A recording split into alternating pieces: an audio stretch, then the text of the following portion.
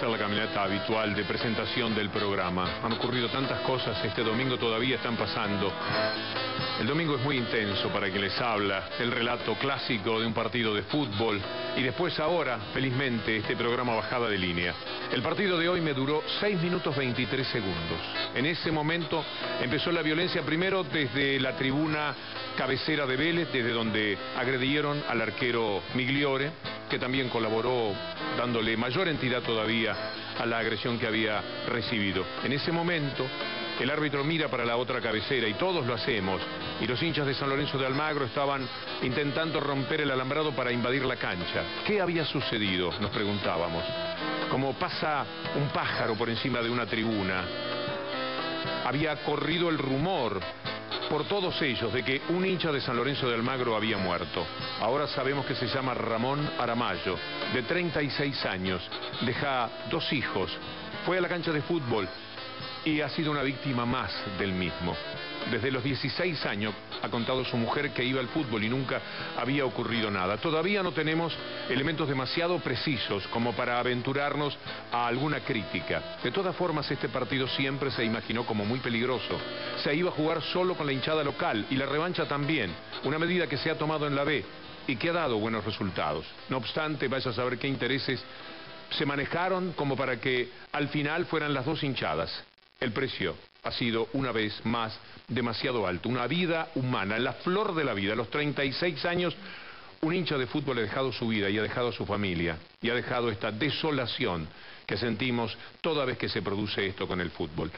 A lo mejor, antes de terminar nuestro programa, tenemos algún elemento más que nos permita ser precisos en cuanto a la información, porque hasta ahora solo sabemos que Néstor Rodríguez, jefe de prensa de la Policía Federal, ha asegurado que la justicia tiene los videos del hecho. Esto implicará en consecuencia que se puede hacer justicia, que se puede esperar que por lo menos, aunque no sea una reparación de la vida de Ramón Aramayo, llegue el alivio, el consuelo de que haya justicia por esa muerte. Chubut está viviendo elecciones increíbles, cabeza a cabeza. Nadie hubiera imaginado este escenario hace 20 días. La competencia políticamente merece muchísimas lecturas, apasiona, porque estamos hablando de uno de los gobernadores más exitosos de los últimos tiempos en toda la República Argentina. Mario Das Neves ha hecho una gestión que aplaude en general la provincia de Chubut.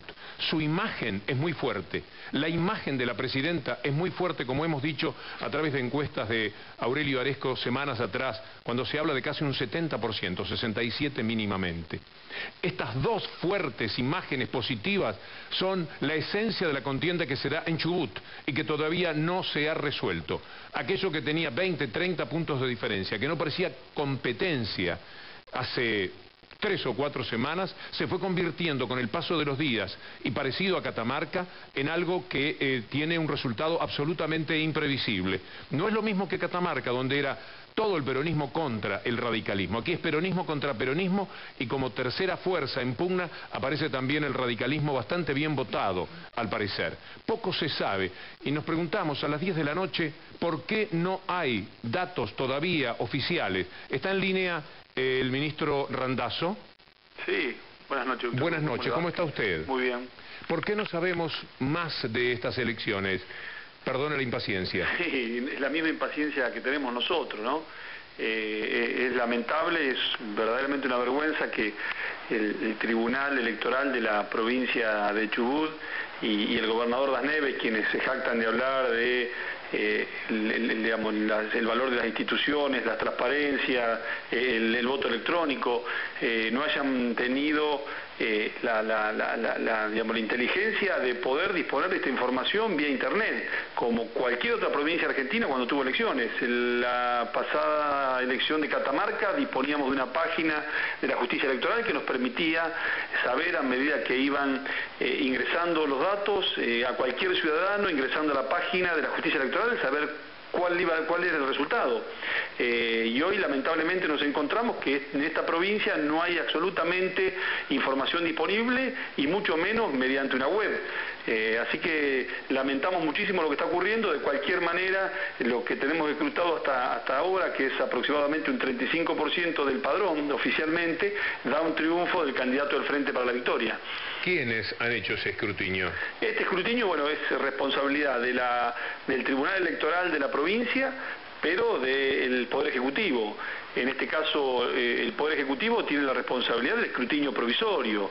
Y lamentablemente nos encontramos con que esa información no está disponible.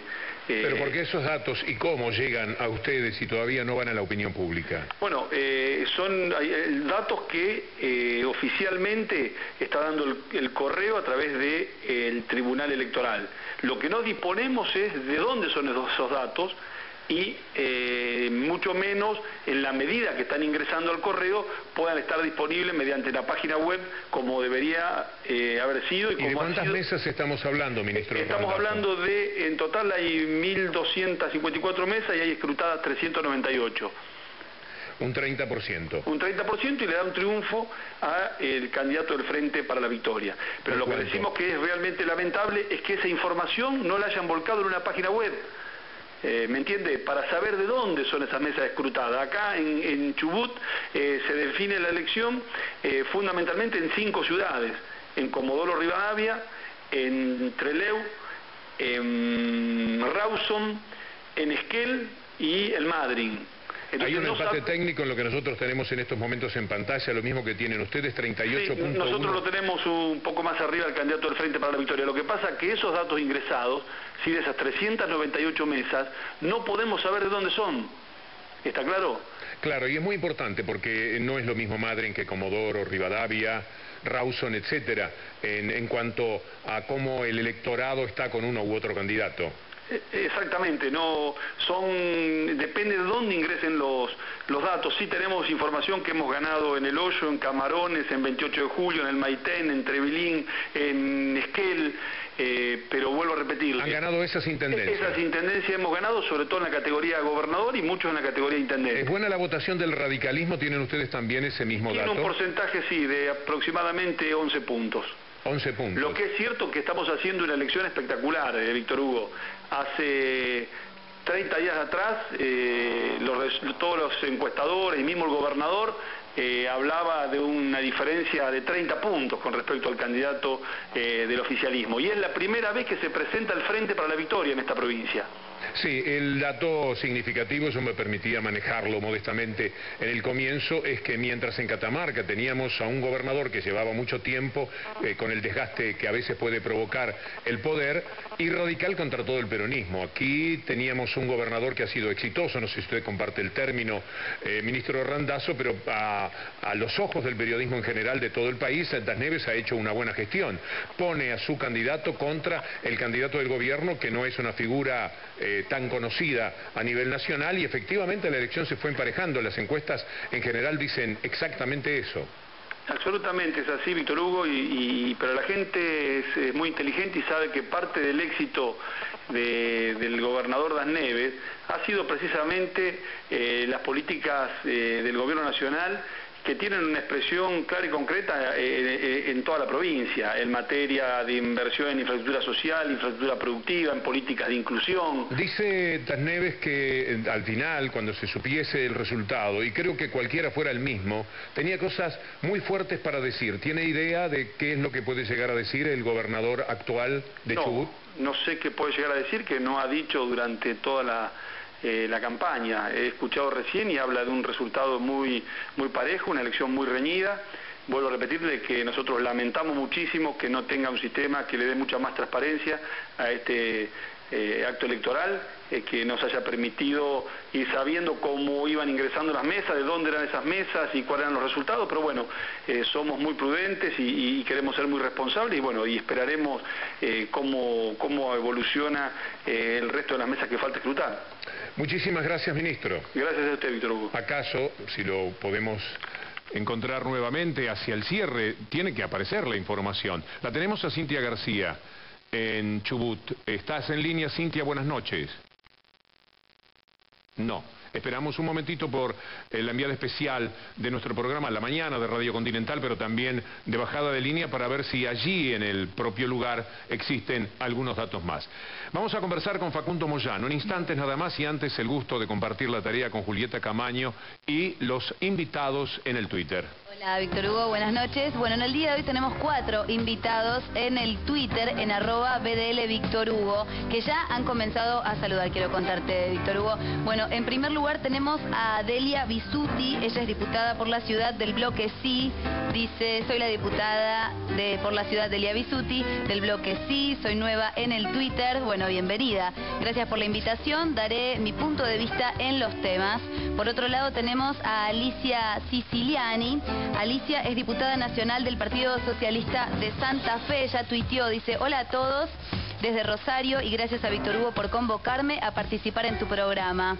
Bueno, por otro lado, Walter Martelio, que es nuestro tercer invitado en el Twitter, dice: buenas noches, Víctor Hugo, soy Walter Martelio. Bueno, muchísimas gracias por tuitear también. Es una presencia importante porque Martelio ha sido fuerte denunciante de la presunta relación de Codelia con la familia Moyano. Excelente. Y por otro lado, Carlos Masvélez, él es el secretario general de la UBA y el presidente de la Unión Cívica Radical de la Ciudad de Buenos Aires. Buenas noches, Víctor Hugo, muchas gracias por invitarme a participar en su programa. Intentaré hacer aportes constructivos. Bueno, se está poniendo una buena meta. Todos en @BDL Víctor Hugo. Facundo Moyano, bienvenido. ¿Cómo estás, Víctor? Qué joven sos, Facundo. Nos vamos a tutear porque el otro día por radio, yo soy muy usteador, pero ya en radio nos hemos dado el vos. ¿Por qué levantaron el paro? Bueno, Víctor Hugo, yo creo que para entender los motivos, para entender bien la situación con respecto al paro, con respecto a este exhorto, no que poca consistencia jurídica tenía, hay que abordar la situación desde el punto de vista político y tenemos que retrotraernos, yo creo, a la historia, o por lo menos a la historia reciente, y entender cuál es el papel de Hugo Moyano, cuál fue el papel de Hugo Moyano y cuál es hoy en la Argentina. Lo vamos a hacer, Facundo. Antes quiero presentarte una cronología que nosotros hemos preparado de los hechos para situarnos en lo que han sido estas tensas horas desde que se anunció el paro y después felizmente se levantó, y mañana vamos a tener un día muy normal. El Centro de Información Judicial, que es la agencia de noticias del Poder Judicial, página que depende de la Corte Suprema de Justicia de la Nación. Y voy a leerla textualmente. Lavado de dinero, 2 puntos, piden información sobre causas abiertas en el país contra Hugo Moyano. El Ministerio Público Fiscal de Suiza envió un exhorto para que se detallen las actuaciones y pruebas que se vinculan con el líder de la CGT, su hijo Pablo y su entorno familiar. Se trata de una investigación en ese país por lavado de activos. Uno no puede invadir el Poder Judicial de un país y pedir alegremente información diciendo: tengo recortes periodísticos que justificarían esta o cual otra relación. Si hay una cuenta con dudas, automáticamente hacen un mensaje al Ministerio Público de la Confederación, lo que pasa en ese caso, pero esa cuenta no tiene nada que ver con la familia de Moyano. Había mencionado en la prensa argentina que el dueño de esa cuenta quizás tiene relaciones con la familia Moyano. Sí. Entonces, lo que el Ministerio Público hizo un pedido a la justicia argentina de saber más sobre esas noticias que estaban en la prensa, si es verdad o no es verdad. Investigación contra el señor Moyano y su familia no hay. Eso parece música para el oído de los Moyano, me parece, lo que ha dicho el embajador de Suiza. Yo creo, Víctor Hugo, como te decía recién, que no sería correcto de mi parte si yo abordara la cuestión justamente desde analizar las implicancias que tiene todo esto del exhorto de Suiza. A mí me gustaría, y creo que es mi responsabilidad, aportar a esta situación desde un análisis histórico, desde un análisis político, porque justamente lo que la CGT, lo que en principio Camioneros, lo que después la CAT y después la CGT analizó para llevar a tomar la medida de fuerza que decidió tomar, es justamente la situación política. Y para analizar la situación política o para abordar esta cuestión desde la situación política, creo que nos tenemos que remontar hacia el papel histórico que cumplió el movimiento obrero y la CGT o el MTA en los 90. Creo que Hugo Moyano no se enfrentó al neoliberalismo y a Menem, sino que se enfrentó justamente al imperialismo, teniendo en cuenta, por ejemplo, la marcha federal del 6 de julio de 1994 y teniendo en cuenta, por ejemplo, la marcha más grande, la movilización más grande al Fondo Monetario Internacional. Yo creo que esto no pasa desapercibido para cierto imperialismo angloamericano y yo no quiero parecer extremista con este análisis, sino justamente intentar abordar esta situación o este análisis de esta perspectiva que es política y entender por qué la prensa argentina o el monopolio Clarín, más precisamente, viene con una campaña sistemática en contra y en desmedro de la figura de Hugo Moyano. No obstante, hay que decir que esta vez no solo Clarín participó activamente, también C5N, la gente del Grupo Haddad, que casualmente estaba confrontando con ustedes por el Club Comunicaciones. La información, y de esto tendrá que en su momento dar explicaciones el propio presidente de la Corte Suprema de Justicia, salió de la página convertida ahora en página periodística del Centro de Información Judicial, algo muy llamativo, manejado justamente por periodistas que tienen en su historia, en sus hojas de servicios, haber estado trabajando para el grupo de Haddad, que fue el primero en recoger la información como surgía de lo primero que nosotros habíamos pensado.